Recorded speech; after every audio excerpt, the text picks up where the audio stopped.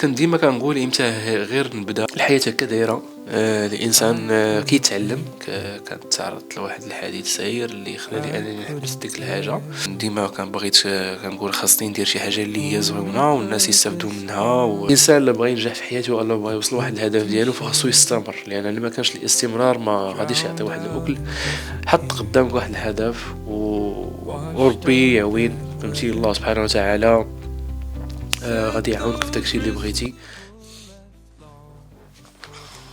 هاي شباب، صباح كلشي مزيان بخير صحة. أه... مرحبا بي عندكم. بون عبد المنعم، سعيد جدا باش غادي نكون معكم في هذا الفيديو ان شاء الله، اللي نحاولوا اننا ندردشوا شي شويه ابري باش نعرفوا شنو غادي نديروا في هاد لاشين هادي اللي الصراحه الله هادي شحال وانا كنفكر